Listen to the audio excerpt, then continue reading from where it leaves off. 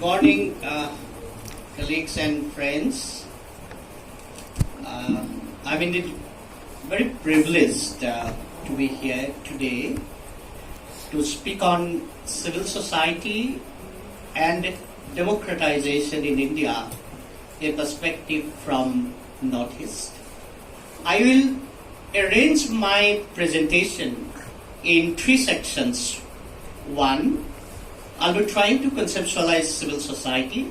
Then I'll be trying to capture the civil society and the process of democratization in India.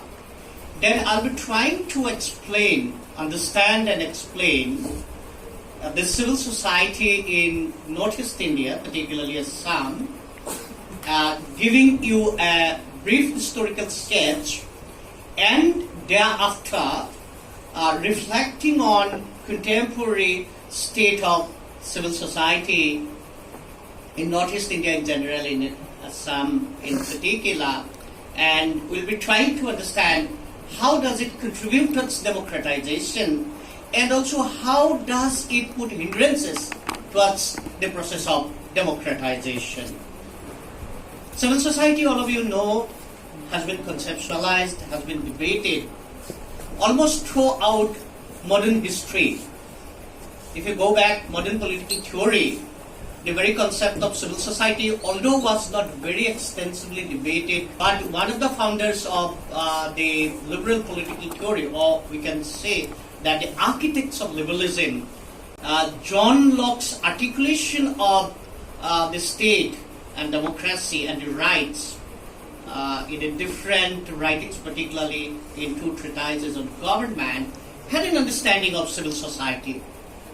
Locke onward, Western political theorists, including the founder of economics, or the father of economics, or architect of economics, Adam Smith also had an understanding of civil society. But at that point, the civil society was equated with individual enterprises, resulting in economic development. The whole notion of democracy was attempted to be understood in terms of individual liberty, individual freedom. It had its own limitations, but it had its own contributions. If we take into consideration the time and space that they were talking about civil society. In 20th century, civil society was an issue, but it never came out, or it never emerged as a core category of civil society, core category in political theory as well as in political practices, for the single reason that state occupied this center stage, both in democratic discourse and also in development discourse. Antonio Gramsci, for example, talked about civil society, but we were not aware of it because Prison's Notebook was published, very late, and it was not considered to be a core category. You had the state, which was considered to be the guardian of freedom, guardian of democracy, guardian of rights, particularly in the post-Second World War period, and with the interventions of UN, United Nations, first the UNO, then United Nations, and also because of the anti-colonial struggle through which the states were, independent states came about in the third world countries. When I talk about the Indian scenario, I'll explain it, more comprehensively. But at this point, let me argue that from 1950s to 1970s, for example, which was considered to be a golden age in the global history, in the world history, some of you must have read Eric Hobsbawm, for example, one of the very prominent historians of our time, who had written a series on modern history, starting with Age of Revolution, Age of Capital, Age of Empire, Age of extremes, the short history of 20th century, then subsequently, of course, writing New Century, Globalization, and so on and so forth. If you go back to this voluminous, it is 700 plus pages book, age of extremes. And this is a very interesting book, and I'll urge upon you all to read this book if you have an access or if you get a chance. It talks about the political processes, political developments, and also economic developments, change in our behavior, change in our food, taste in food and clothes and everything. But the fundamental argument that he has given that this 20th century had passed through three distinct phases. It started with age of age of despair or depression or whatever you call it, when we witnessed the First and Second World War, and also the economic depression of 1930s, early 1930s, followed, and the Second World War I have mentioned, followed by the establishment of UN, consolidation of the socialist regime, anti-colonial struggle resulting in the formation of independent states. And, as I mentioned, UN came up with Universal Declaration of Human Rights, then subsequently International Covenant on civil and political rights, and also social, economic and cultural rights, so on and so forth. Also, coming up with a lot of other, what will happen to the prisoners, what will happen to the immigrants, what will happen to cultural diversity, and so on and so forth. Till 1970s, for example, this has been considered as a golden age by Eric Hobsbawm. And one of the important instruments in bringing about this golden age was the state. State, because of the anti-colonial struggle, because of the legacy of the First World War and Second World War, and also because of the consolidation of the socialist regimes, and also because of the aspirations for rights by the commons, state was forced to act in the interest of the commons.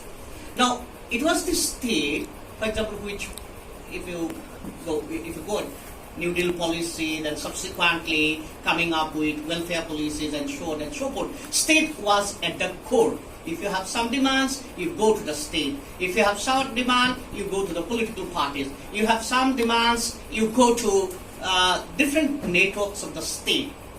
So during this phase, civil society was not a co-component. Subsequently, when the capitalism consolidated again, which was weakened by First World War, Second World War, and economic depression, and international financial institutions came to the core of deciding the policies even of the states or even of the governments, then things started changing.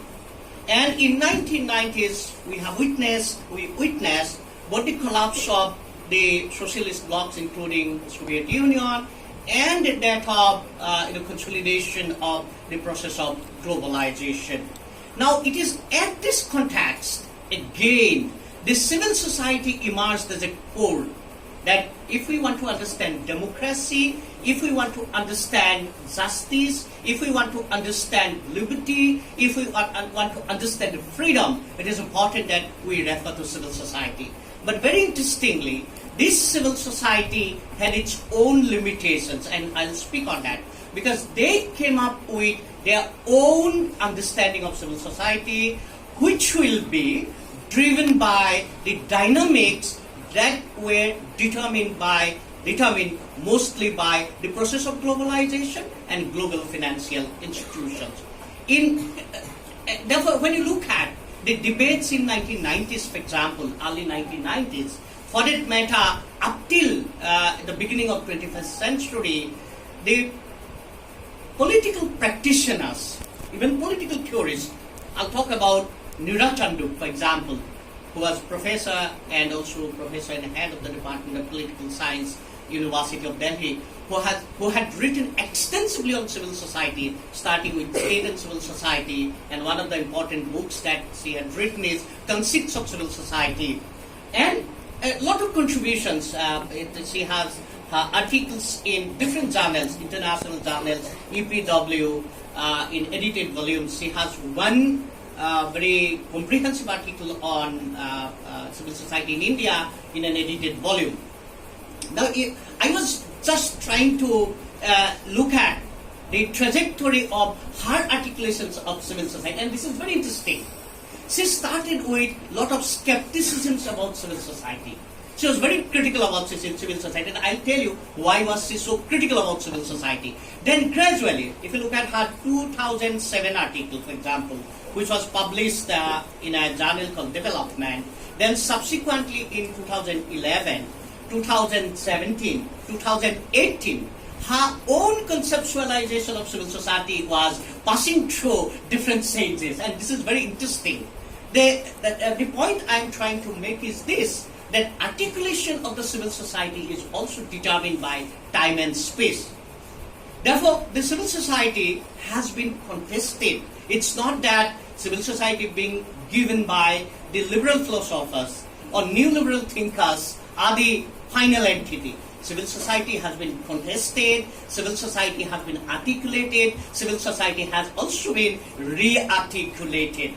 Now, the dominant perception of civil society is this: it is apolitical, it is non-political in nature, even if it is not apolitical.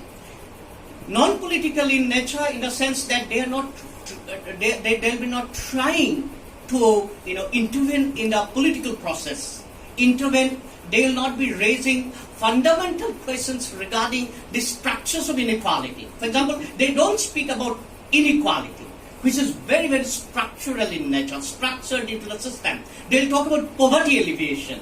So poverty alleviation they'll be talking because the poverty alleviation schemes are there, but they'll not be talking about inequality, because inequality is a larger issue which is rooted into the structures of the society, rooted into ownership of resources, rooted into who controls the resources, rooted into who controls the technology, rooted into many, many other things. But once you raise the question of inequality, that will bring in a lot of problems, and you'll be challenging the given economic structure, given political structure. Therefore, the civil society, as I said, has been debated, has been contested. This notion of civil society has also been debated.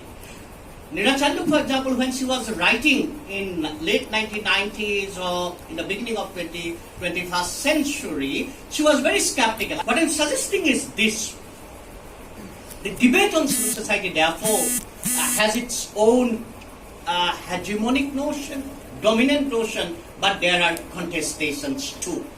Right at the moment, when you talk about civil society, the 1990s understanding of civil society has been undergoing a lot of changes, and I'll speak on it when I come to the civil society as has been perceived, as has been understood, as has been contested in India.